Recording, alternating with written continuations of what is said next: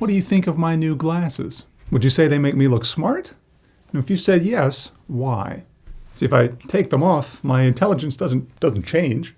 Now, I do need them to read the script, but people with glasses being smarter is just an example of a stereotype. It's a widely held concept that's oversimplified, and it's not always true. Stereotypes are commonly believed, but that doesn't make them correct or logical. As writers and readers, we may be tempted to let our beliefs override the facts, and when this happens, it's called bias. Bias and stereotypes both place opinions before facts, which can damage the integrity of your writing. And if you're doing research, you'll want to avoid them in your sources too. Let's start with bias. Bias happens when someone's opinions change the way they present facts. They might bend the truth to make something look better or worse based on their own feelings. Biased portrayals are typically unfair, and they don't give a complete understanding of a topic. Now let's talk about a few common types of bias that you may encounter when looking for sources: agenda, omission, and sensationalism. An agenda is the underlying motives or intentions of a person or group. Does the author have a reason to misrepresent or twist the facts? For example, if you saw an article explaining that cheeseburgers are healthy for you, you might be pleasantly surprised and start ordering one right away.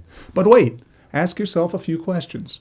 Who wrote the article? What website is it on? Who funded the research? You may dig a little deeper and find that the post was sponsored by Burger Jeff's, a burger company. Now, their pretty clear agenda is to sell more cheeseburgers. It helps them if you think cheeseburgers are flawless and amazing. This may lead them to portray things in a dishonest or incomplete way. And that's a classic example of bias. Omission is defined as something left out, neglected, or undone.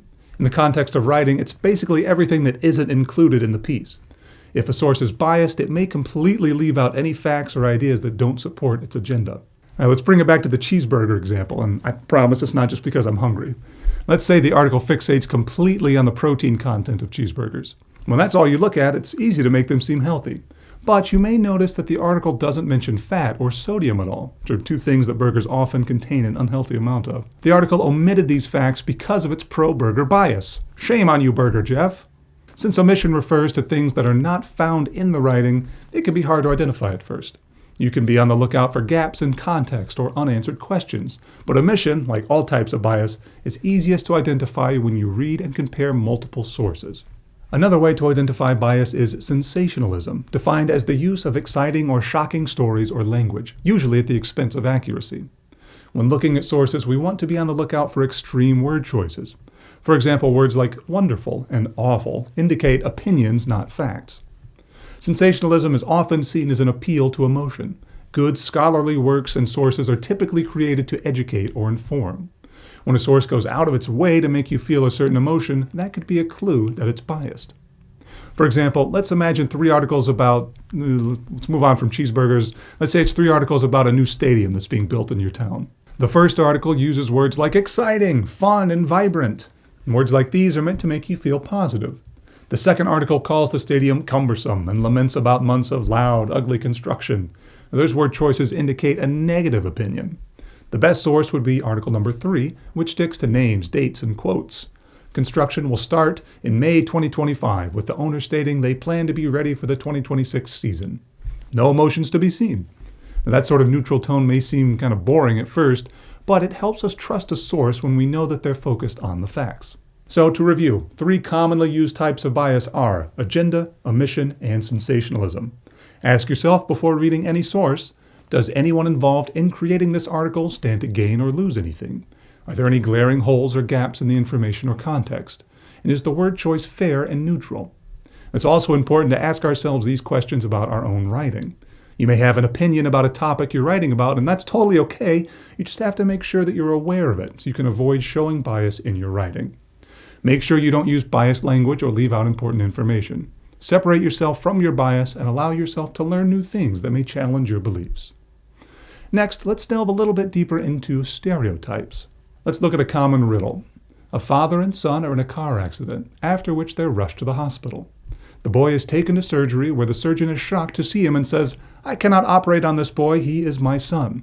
Now, how is this possible? Many are stumped by this riddle at first. Wasn't the father just in a car accident? There's no way he'd be back at work. But the answer is extremely simple. The surgeon was the child's mother. Now, looking back, this seems quite obvious, but because of stereotypes, many people picture a male surgeon in their mind. This is an example of a harmful or negative stereotype about people because it's sexist. Stereotypes may also be racist, homophobic, or derogatory in other ways. But this is not always the case. Now, stereotypes don't need to be negative to be harmful. One example being the model minority myth. LearningForJustice.org says that this myth characterizes Asian Americans as a polite, law-abiding group who have achieved a higher level of success than the general population through some combination of innate talent and pulling yourselves up by your bootstraps immigrant striving. And while it may seem positive, it creates unrealistic expectations and pressures to conform, and ignores the diversity and challenges within Asian American communities. It can also contribute to divisions between minority groups by setting a benchmark for comparison. There are also stereotypes that aren't about people. For example, a stereotype about cats is that they're independent animals. However, cats, like all pets, require engagement and responsible care from their owners. As members of society, we've all heard stereotypes and may believe many of them. But even if we set their harmfulness aside, they still only give a surface-level understanding of any topic. For a piece of writing to be interesting and unique, the author needs to understand things on a fuller level than stereotypes can offer. One way to get past stereotypes about groups of people is to learn from diverse perspectives. It's important to hear voices from various backgrounds and experiences. This will make you more empathetic and help you gain a deeper and more complete understanding. So to review, bias and stereotype are not the same thing, but they can both harm the integrity of written work by getting in the way of the facts. To avoid them, it helps to use a wider variety of sources. This will help you notice bias and stereotypes and overcome them in your work. That's all for this review, and I'm off to Jeff's Burgers.